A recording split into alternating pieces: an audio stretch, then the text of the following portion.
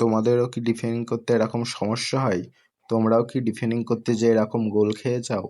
তো নো চিন্তা ভাই ব্রাদার, আজকে আমি ডিফেন্ডিং করা পুরো শিখিয়ে দিব।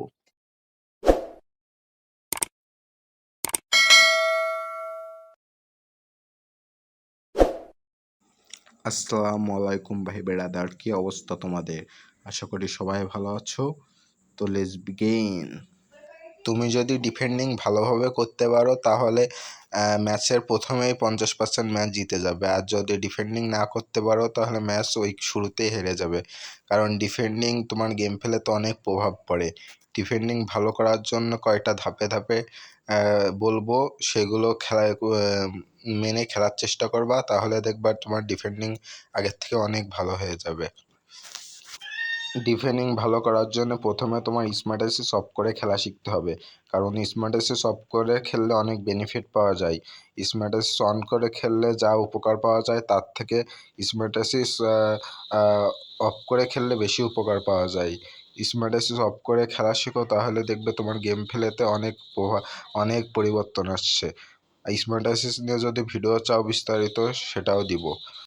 ডিফেন্ডিং করার ক্ষেত্রে প্রথমে তোমার প্লেয়ারের পজিশন ঠিকঠাক রাখতে হবে। প্লেয়ারের পজিশন যেই সময় ঠিকঠাক থাকবে, মনে করো তোমার প্লেয়ার এমনিতেই বল পেয়ে যাবে, তাই জন্যে আগে প্লেয়ারের পজিশন ঠিক করো, তারপরে ফোকাস করো নিখুঁত পাসের, তারপরে ধাপে ধাপে তুমি গেম প্লে ইমপ্রুভ করার চেষ্টা করো।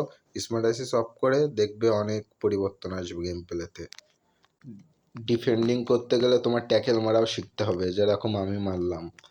আমিও ট্যাকেল সেরকম মারতে পারি না, তাও চেষ্টা করলাম আর কি। আমার মতন মারলে লাল কার্ড খেয়ে যাওয়া। কিন্তু তুমি যদি নিখুঁতভাবে ট্যাকেল মারা শিখতে পারো, নিখুঁতভাবে ট্যাকেল মারার জন্যই ও যখন বলটা পাস দেবে তখনই তোমার ট্যাকেল মারতে হবে, তাহলে দেখবে ও তোমার লাল কার্ডও খাবা না, ইয়েলো কার্ডও খাবা না, ট্যাকেল পরিপূর্ণ হয়ে যাবে। কোন আমি ট্যাকেল মারার জন্যেই ট্যাকেল অপশনটা দিছে। আর ক্লিয়ার মারবা, বল স্মার্ট অ্যাসিস অফ করলে তোমার ক্লিয়ার এআই মারবে না, তখন তুমি যখন দেখবা মেলা বিপজ্জনক অবস্থায়, তখন বলটা ক্লিয়ার মেরে দিবা। তো এই পর্যন্ত কি ভাই ব্রাদার, কেমন লাগলে ভিডিও? তো আল্লাহ হাফেজ, আসসালামু আলাইকুম।